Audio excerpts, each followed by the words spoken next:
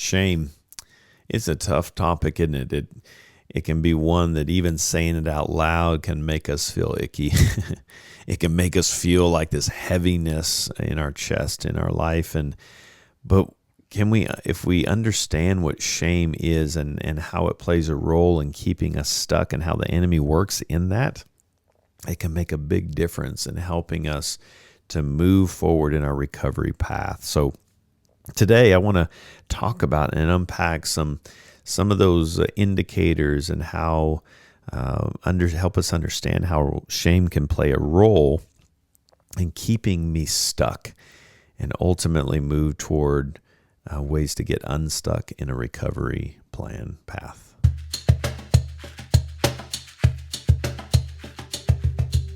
Welcome to Hope and Recovery, a Fellowship Celebrate Recovery podcast that shares hope and healing for our mental, spiritual, emotional, and relational journey through life change stories and recovery topics, all centered around the Beatitudes in Matthew chapter 5 and the Celebrate Recovery principles where Jesus helps us to face the struggles, the hurts from the events in life and those hang-ups, those lies that we believe about ourselves, God, and others and circumstances so we can face the habits, the defenses and protections we've developed that ultimately push the others, including God, away from us, that goes against God's design for us, so that we can walk in healing and freedom and practice new healthy practices as we take on new healthy core beliefs. I'm a grateful believer in Jesus Christ. I struggle with drugs and alcohol and perfectionism. My name is Rodney. I'm the pastor and ministry leader here at Fellowship Rogers Celebrate Recovery, and it's so good to be back with you today. Thanks so much for sharing this podcast wherever you're listening. And as always, we love to hear ideas. If you got some ideas, we'd love to hear from you so that we can kind of scratch the itch that you may have been wrestling with. I know that if you're thinking about it, somebody else may be. So thanks as always for the 5-star review, and writing the review is a great help for us to get the word out about Celebrate Recovery. Today I want to talk about shame, and shame is not a new topic. It's interesting whether we're talking about anger, or we're talking about food issues, or pornography, or substance abuse, or perfection. Name the issue. Chances are you're going to find shame lingering, and it's kind of at the core. I like to think of shame as kind of this big old bowl of gumbo. If I were to try to take this big old bowl of shame, now no knock on gumbo, I love gumbo, but just go with me in the illustration here.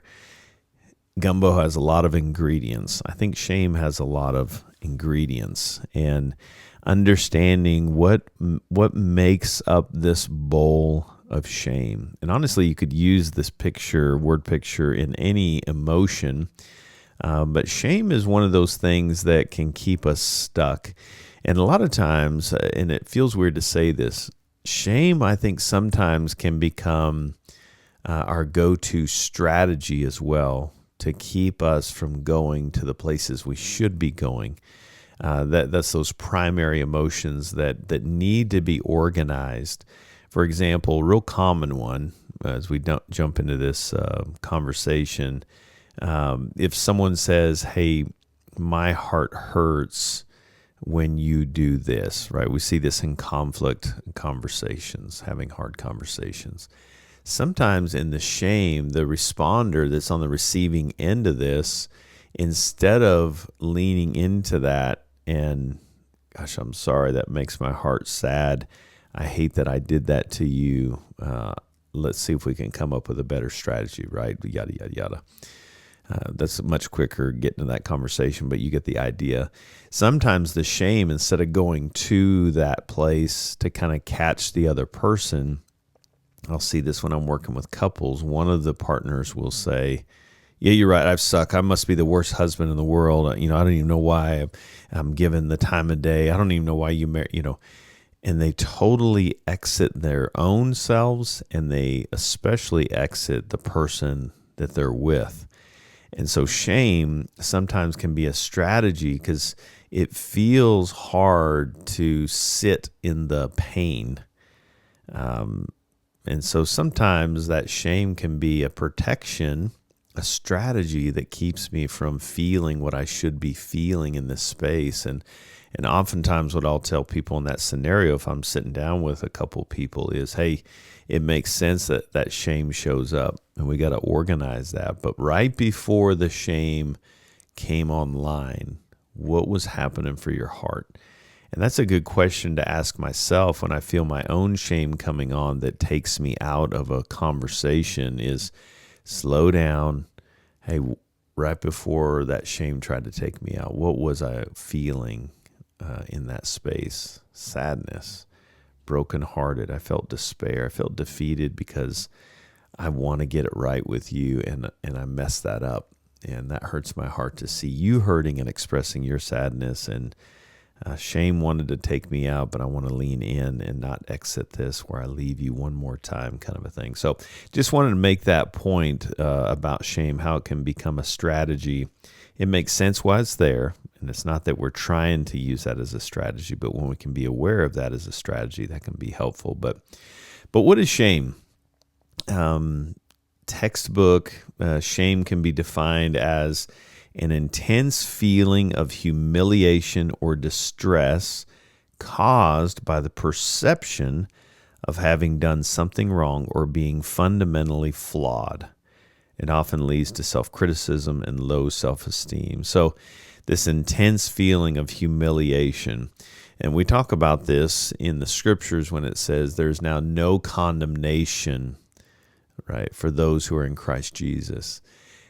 Condemnation and conviction are two different things. And I think shame plays into condemnation. If I tried to humiliate you, to condemn you would be a form of humiliation.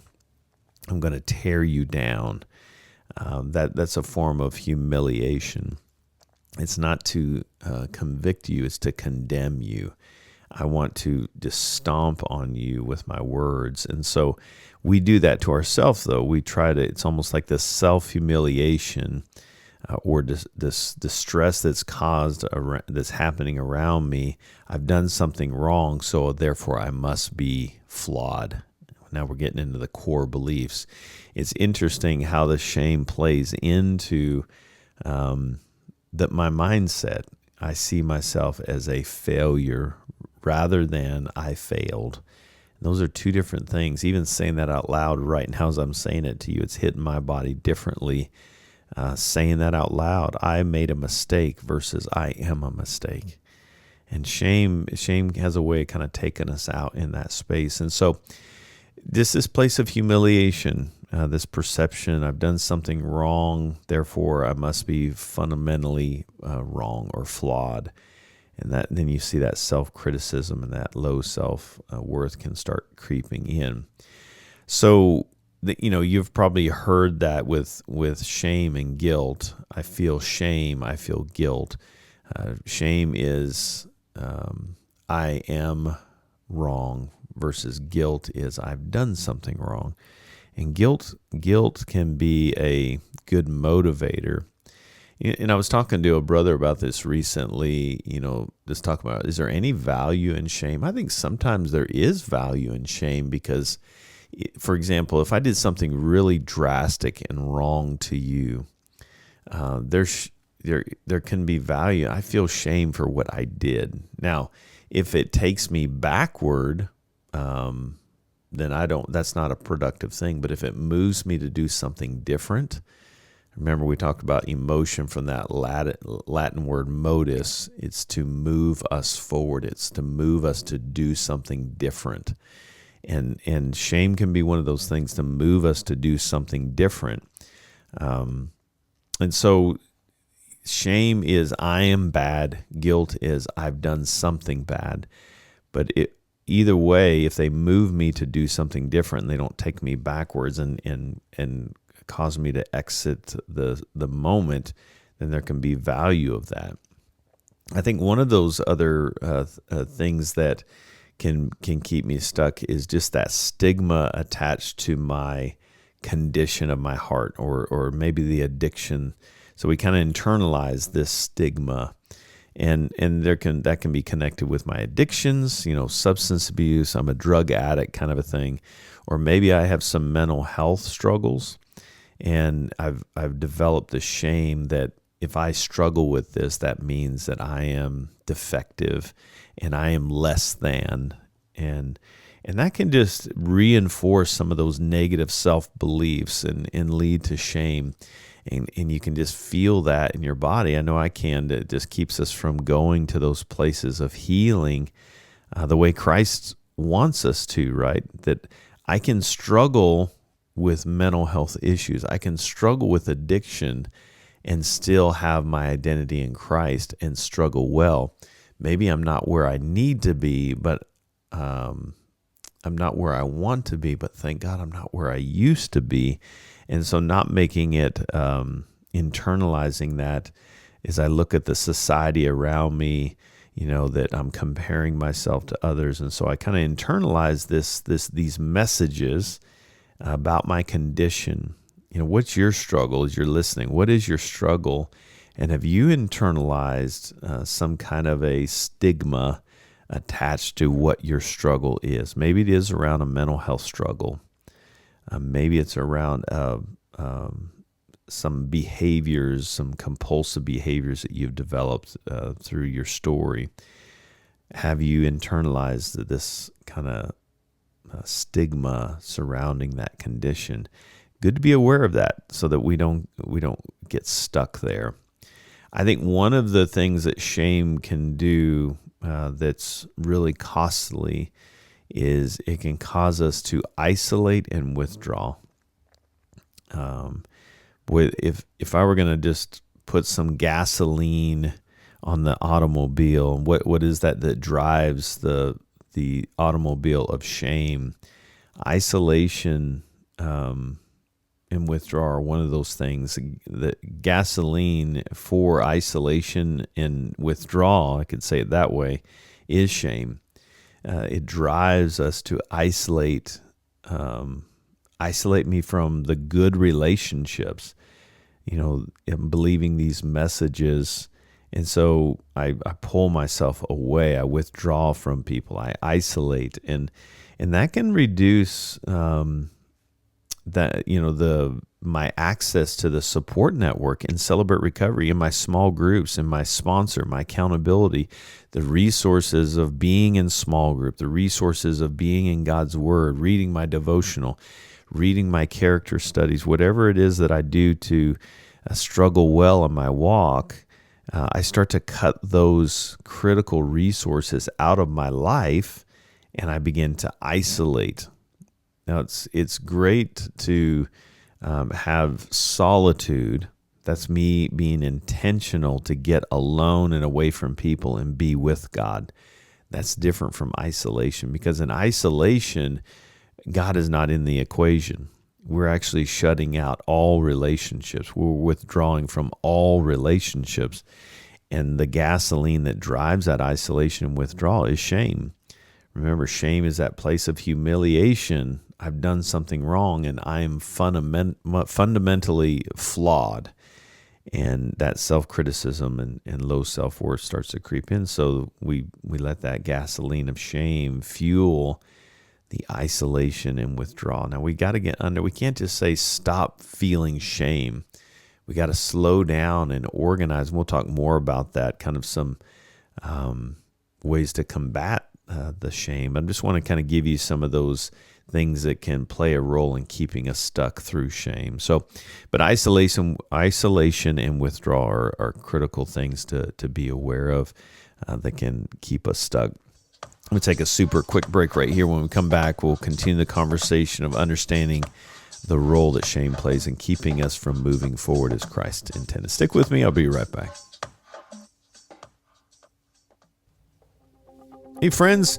Every Friday night, we have a safe place for you at Fellowship Fayetteville, Fellowship Rogers, Celebrate Recovery. Same identical schedule, just different teachers, different worship teams, different incredible volunteers with a wonderful experience on both campuses. We meet every Friday night, 6 p.m. for Connection Cafe meal, and then we go into our main meeting at 7 p.m. We would absolutely love for you to join us. If you'd like some more information about what we do, go to fellowshipcr.org, and we hope to see you Friday night. Welcome back. So right before the break, I was talking about the kind of that gasoline of isolation and withdrawal, the gasoline of shame, how that fuels that. I think another one is fear of judgment. In this place, shame can kind of convince us, consume us with this place of fear of being judged by others, being judged by God, even that kind of that self-critical, self-contempt, self-judgment. And that can prevent me, if I'm in that place, from seeking help. If you knew what I'm struggling with, you're going to judge me. So I kind of project these thoughts on other people, and it keeps me from seeking help and being honest about my struggle. And then what that does is it actually fuels the shame cycle. Isn't that the irony of that? The enemy convinces us, if anyone sees what you're struggling with, they're going to judge you. God is going to judge you. He's going to condemn you. People are going to judge you. They're going to condemn you. Condemn is the root of shame, right? And so what do? That if I believe I'm going to be judged, then I pull back, and that feeds into some of those other characteristics of isolation and withdrawal. But it can prevent me from seeking help.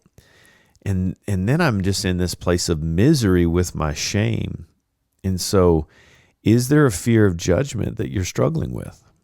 Is there something happening that's got you stuck with fear of judgment? If anybody found out, maybe it is a mental health struggle. Maybe it is an addiction. Maybe it's a compulsive behavior. Maybe it's some of those things like perfectionism. Are they going to think I'm silly? It's like, I struggle with perfectionism. What's the big deal with that? Whatever those lies are, codependency, anger that we might be struggling with, will people judge me if they find out that I am struggling with this? So fear of judgment can be one of those things. Man, a big one for me though, and I've found myself dealing with this, is self-sabotage. Whew, that's a big one, because shame can be that gasoline to fuel my self-sabotaging behaviors. And so here's one that can play out, and I think it speaks into that isolation and withdrawal as well, or fear of judgment. Actually, all of these that I'm talking about today, but we can project thoughts on other people, and we'll actually sabotage the relationship. We'll get ahead of it because we have such great fear that things are going to fall apart anyway. When you find out how bad I am, or how ugly I am, or how unlovable, or whatever it is, we can actually get ahead of it to stay in control and sabotage the relationship. So things are going well, and so we will sabotage ourselves, which can mean go relapse on my addiction, or not following through on what I committed to doing. It sounds strange to say that out loud, but we're actually trying to stay in control. And so what we'll do is, you can't say I failed if I'm the one that directed that, even though we still feel like a failure. It feels differently, but you can see how the sick cycle we can fall into, and shame is a gasoline to that self-sabotage. We can feel unworthy. I'm on a good path and things are going well. Maybe because of shame, we feel like we don't deserve that. And so what do? Well, I'm going to stay in control. I'm going to self-sabotage that, and I relapsed again. Things are going well. I don't know how to function in my life when things are going well. And instead of hitting the pause button and slowing that down, we'll self-sabotage just so that we'll fall back into those old ways, because we end up doing the very things that we confirming the things that we're believing, as it ties back to that self-criticism, self-contempt that we can fall into. So, man, self-sabotage is a big one. Do you find yourself self-sabotaging? And how is shame playing a part in that? It's good to be aware of that. I mentioned perfectionism, but earlier, and I just want to bring that one back. Perfectionism, and I would even add unrealistic expectations. If I have an expectation to be perfect in life, boy, we're going to be sorely disappointed when we're not. So it's an unrealistic expectation. That can be one of those costs that with someone struggling with shame, we may have set some unattainable goals for ourselves. I am going to work out 6 hours every day. Now, that might sound appealing to some of you. Sure does not for me. But maybe I have good intentions, but I'm going to spend 3 hours in the Word every day. But then I look at my season of life, and I've got 2 little kids running around. It's like, is that realistic? Are you setting yourself up? And it's just good for failure. It's just good to be aware of that, because when we set those unrealistic expectations, we inevitably will fall short. And guess what? It just reinforces the very shame messages that we've been telling ourselves. So perfectionism, there can probably have some more conversations around this. There is a podcast on this channel you can go back and listen to. But perfectionism and unrealistic expectations, when we're struggling with shame, this can be one of those kind of sidebar things that can creep in, that can get us stuck. Negative self-talk, I've talked about that. We just have this negative self-talk about ourselves, contempt for ourselves. So we're constantly criticizing ourselves. And guys, I've had to really watch this, even with, sometimes I can even hear myself saying something, even in a joking way. I'm such an idiot, right? That doesn't sound like a real big deal, but being aware of how our words matter, and those words, you say them over and over and over to yourself. I mean, just imagine, even if I was joking, if there was a young kid that came into my presence, and every time I said, now everything I'm going to say is just a joke, but I just said, hey, you're such a failure. Just kidding. You're such a loser. You're not enough. You're too fat. You're such a problem child, or whatever the shame messages are saying. Even though I may be kind of joking, oh, I'm such a fat guy kind of thing, I have to be mindful of how I talk to myself, constantly criticizing myself, because here's what happens. It will diminish my confidence, my self-confidence, and my ability to keep moving forward. Be mindful of how shame plays into that. So are you talking negative to yourself these days? Good to be aware of that. I think in shame, as I talk about that bowl of gumbo, and I'm trying to understand, sometimes shame can be the lead foot, and we don't get to what's underneath the shame. And so one of the kind of the things that can rear its head is we'll avoid confronting difficult emotions, avoidance of the important emotions. And that can, this is why addictions or coping mechanisms, numbing agents can pop up. Substance abuse, pornography, whatever, excessive eating, sex, all these strategies, workaholism, people pleasing, all these things, because we're avoiding emotions. Shame can cause us as individuals in recovery to avoid confronting those difficult emotions, and then those unhealthy coping mechanisms begin to pop up. And so it's good to be mindful of that. Is shame, the bowl of gumbo shame, is talking, instead of letting it to be the only ingredient that's being identified. What's underneath the shame, and what is it trying to say? We say this with anger. What's in that needs to be organized? So avoiding those emotions, shame can cause us to avoid those. And then I think the cycle of relapse. I mentioned that earlier just with the self-sabotage, but shame, when we relapse, can be so overwhelming that it can, well, I've already screwed up. What's the point? And it can discourage us from continuing to work our recovery. And then we just have this, we talk about this, I think it's in Life Healing Choices, just that despair. We can have, we kind of ruminate on something, we kind of fantasize about it, we act out on it, and then we're in this place of despair. And sometimes to get out of the despair, we'll go right back to the acting out to get ourselves out of the pain. And so that's why it's so important, if you're in a place of relapse, to reach out and invite others into that, so that you don't create this cycle of relapse. You can create a new cycle. If you relapsed, the strategy and the plan is the same. It doesn't change with the relapse. It's the same. I got to take it to God. I got to take it to my community. I got to take it to my sponsor, my accountability partners. Ultimately, we want to learn how we got to the relapse, to learn how that cycle happened. But don't let shame be the overwhelming factor that discourages you to take that next step forward. And then I think just rounding the corner on this conversation, there's a lot more we could talk about this. I think just understanding the impact on the others in my life, it can put a big strain. Shame can put a strain on my relationships, and we can push those loved ones away.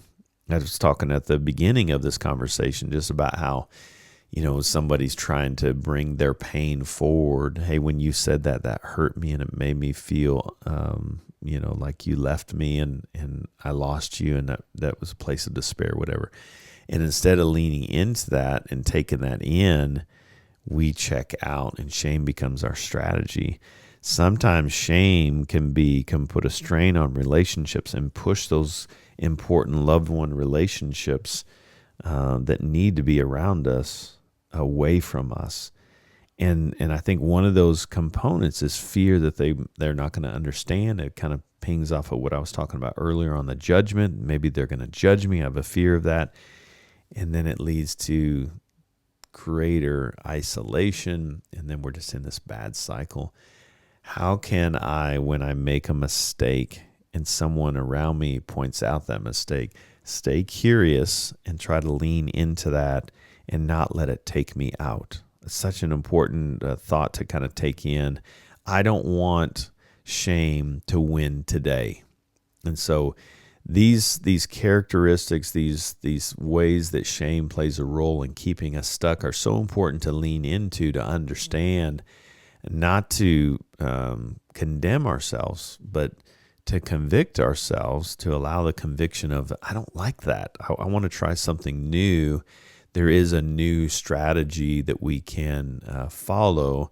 And on the next podcast, I'm going to hit the ways that we can combat that shame and move forward to tackle those strategies that shame plays in our life. Well, I hope this is beneficial. There's so much that we could talk about with shame, but the key is if we can identify it, if we can reveal it, God can heal it.